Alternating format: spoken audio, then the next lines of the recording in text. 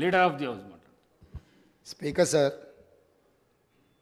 కొంతమంది ఎన్ఆర్ఐస్కి ప్రజాస్వామిక స్ఫూర్తి అర్థము అవగాహన కాదు. మనం ప్రయత్నం చేసినా కూడా వారు తెలుసుకునే ప్రయత్నం చేయరు. ప్రజాస్వామ్యంలో 49కి 0 వాల్యూ ఉంటుంది, 51కి 100% వాల్యూ ఉంటుంది. ఎందుకంటే 51% ఓట్లు, 51% నెంబర్ ఉన్న వాళ్ళు ప్రభుత్వాన్ని ఏర్పాటు చేస్తారు. 49% ఉన్నవాళ్ళు ప్రతిపక్షంగా కూర్చొని ప్రభుత్వం తీసుకునే పరిపాలనలో నిర్ణయాలను, శాసనాలను సహేతుకంగా విశ్లేషించి సలహాలు సూచనలు ఇస్తారు. సలహాలు సూచనలు ఒకవేళ ప్రభుత్వము పెడచెవిన పెడితే నిరసనలు, ధర్నాలు, రాస్తారోకలు చేస్తారు. అవసరమైతే ఆమరణ నిరాహార దీక్షలు చేసిన కూడా సందర్భాలు ఉన్నాయి. ఆ స్పిరిట్ను తీసుకోవాలి తప్ప వాళ్ళు 64 ఉన్నారు, మేము 39 మంది ఉన్నాం, మేము అచ్చోసిన ఆంబోతుల్లాకున్నాం, మేము పోడియంలోకి వచ్చి కుస్తీలు కొట్లాడతాం, ఈ రకమైన భాష వారి గౌరవానికి కానీ ఈ సభను నడిపించుకోవడానికి కానీ సహకరించదు. రెండవ అంశం, పదే పదే గత పాలన గురించి, గత ప్రభుత్వాల గురించి మాట్లాడుతున్నాను. సరే, వారు ఏం మాట్లాడతారో మొత్తం విన్నాక రిప్లై చేద్దాం అనుకున్నాను. కాకపోతే నా రిప్లై కోసం వారు తహతహలాడుతున్నారు.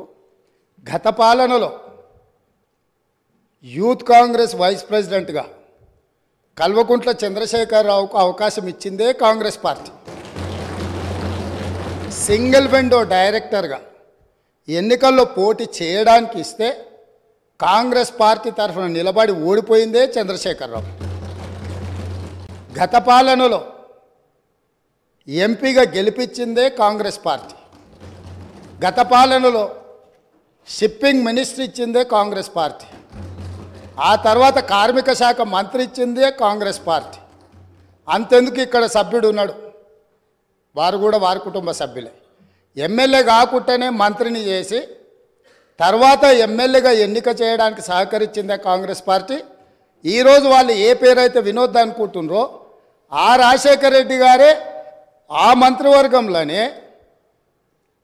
గత ఆర్థిక శాఖ మంత్రి, సిద్దిపేట ఎమ్మెల్యే గారు ఎమ్మెల్యే పదవి లేకుండా మంత్రిగా ప్రమాణ స్వీకారం చేసిండ్రు.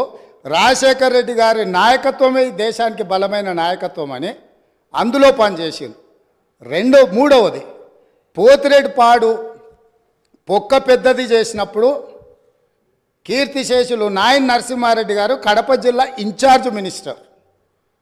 ఆ రోజు కొట్లాడింది పోతిరెడ్డిపాడు మీద కీర్తిశేషులు పి జనార్దన్ రెడ్డి గారు. పోతిరెడ్డిపాడు పొక్క పెద్దది చేసినప్పుడు ఇక్కడ ఉన్నోళ్ళు ఎవరు ప్రాణత్యాగాలు చేస్తామని ఎవరు కొట్లాడలే, ఎవరు మాట్లాడలే. సొంత పార్టీ, సొంత ప్రభుత్వం ఉన్న తెలంగాణ ప్రజల హక్కులను భంగం కలిగించొద్దు, కృష్ణానది జలాలలో మా వాటా మాకు ఉండాలి, మా వాటాను ఎవరు తీసుకెళ్ళినా మేము ఒప్పుకోము అని కొట్లాడింది ఆనాటి నాయకుడు పి జనార్దన్ రెడ్డి గారు మాట్లాడిండ్రు తప్ప వీళ్ళు కాదు.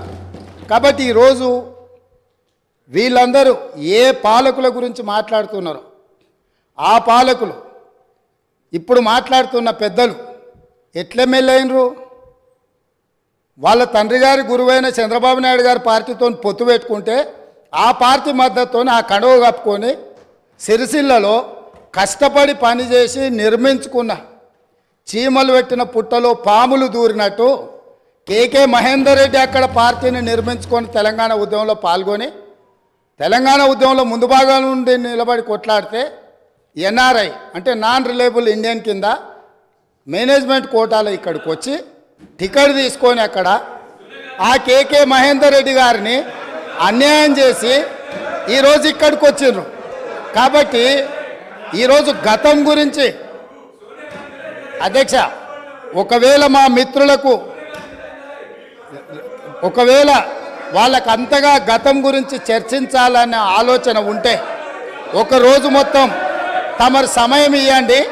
తప్పకుండా జూన్ 2, 2014 కంటే ముందు జరిగిన 55 సంవత్సరాల పరిపాలన మీద సంపూర్ణమైన చర్చ ఇక్కడ పెడదాము. ఈరోజు ఇక్కడ జరుగుతున్న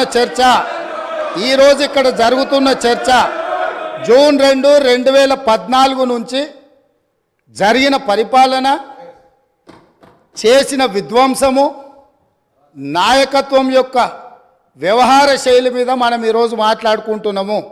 కాబట్టి వారికి గతం గురించి చర్చించాలనే కోరిక ఉంటే మాకు ఎలాంటి అభ్యంతరం లేదు. గతంలో జరిగిన పరిపాలనలో ఇక్కడున్న వాళ్ళకి చాలామందికి పాత్ర లేకపోవచ్చు, కానీ అక్కడున్న వాళ్ళకు చాలామందికి పాత్ర ఉంది. ప్రత్యక్షంగా మంత్రులు చేసిండ్రు. అక్కడున్న నాగేందర్ గారు, ఆ పక్కనున్న శ్రీనివాస్ యాదవ్ గారు, ఆ పక్కనున్న హరీష్ రావు గారు, అక్కడున్న కడియం శ్రీహరి గారు, ఆ పక్కనున్న పోచారం శ్రీనివాసరెడ్డి గారు, ఆ పక్కనున్న గంగుల కమలాకర్ గారు, అన్ని పేర్లు మొత్తం అన్ని లిస్టు చదువుతా. వీళ్ళందరూ కూడా ఈరోజు వారు ఏదైతే పాపాలు జరిగినాయి అంటుండ్రో ఆ పాపాలలో సంపూర్ణమైన భాగస్వామ్యం వాళ్ళదే ఉన్నది. వరంగల్ ప్రాంతంలో జరిగిన ఎన్కౌంటర్లకు ఎవరి కారణమని చర్చ ఉంది అధ్యక్ష? ఈరోజు వారే మాట్లాడుతున్నారు. ఏమని గవర్నర్ ప్రసంగంలో మొత్తం కాంగ్రెస్ పార్టీ మేనిఫెస్టోనే పొందుపరిచిండ్రని చాలా సీనియర్గా పనిచేసిండ్రు మంత్రులుగా. గవర్నర్ గారి ప్రసంగము పార్టీ యొక్క ఎన్నికల మేనిఫెస్టోను మంత్రివర్గంలో చర్చించి మా ప్రభుత్వం యొక్క భవిష్యత్ కార్యాచరణను మంత్రివర్గం ఆమోదం చేసిన తర్వాతనే గవర్నర్ గారు ప్రసంగిస్తారు. పరిపాలనలో అనుభవం ఉన్న వాళ్ళు, గతంలో ఈ రకమైన నిర్ణయాలు చేసిన వాళ్ళు కూడా ప్రజల్ని తప్పుదోవ పట్టించడానికో లేకపోతే వాళ్ళ యజమానులను సంతోషపెట్టడానికో ఎందుకు మాట్లాడుతున్నారో నాకైతే తెలియదు. నేను సభ్యుడికి సూచన చేస్తున్నా. నేను చాలా విషయాలు ప్రస్తావించిన, తప్పకుండా సావధానంగా 5 సంవత్సరాల సమయం ఉంది. సంపూర్ణంగా ఎక్స్రే తీసినట్టుగా ఎక్కడెక్కడ ఏమేమి ఉన్నాయో అన్నిటిని వివరిస్తాం. మా ఆర్థిక మంత్రి గారు, డిప్యూటీ సీఎం గారు జరిగిన విధ్వంసం ఏంది, ఆర్థిక నేరమేంది, అన్ని విషయాలు ఈ సభలోనే తమరి అనుమతి తీసుకొని చర్చకు పెట్టి వాటన్నిటిని విశ్లేషిద్దాం. మేము సిద్ధంగా ఉన్నాం. సంవయనం పాటించి ఈరోజు గవర్నర్ గారి ప్రసంగానికి సంబంధించిన మీకు మనసు ఉంటే, తెలంగాణను అభివృద్ధి చేసుకోవాలన్న ఆలోచన ఉంటే అభినందిస్తూ మీరు ముందుకు రండి. లేదు మేము ఇట్లనే ఉంటామంటే పిల్లి శాపనార్థాలకు ఉట్లు తెగిపడవు. ఈ శాపనార్థాలు పెడుతూనే ఉంటారు జీవితకాలం. కాబట్టి దయచేసి ప్రతిపక్షానికి నేను సూచన చేస్తున్నా, మేము పాలకపక్షంగా మా విజన్ డాక్యుమెంటుని సభలో పెడుతున్నాం. మీరు సలహాలు సూచనలు ఇవ్వండి. సహేతుకమైన సలహాలు సూచనలకు ఎప్పుడు మేము సిద్ధంగా ఉన్నాము. ఎందుకంటే ప్రతిపక్షాలను గౌరవించడం అనే సాంప్రదాయం కాంగ్రెస్ పార్టీకి మొదటి నుంచి ఉంది, ఇప్పుడు కూడా ఉంది. ఆ సాంప్రదాయాన్ని కొనసాగిస్తామని మీ ద్వారా వారికి తెలియజేయదలుచుకున్నాం.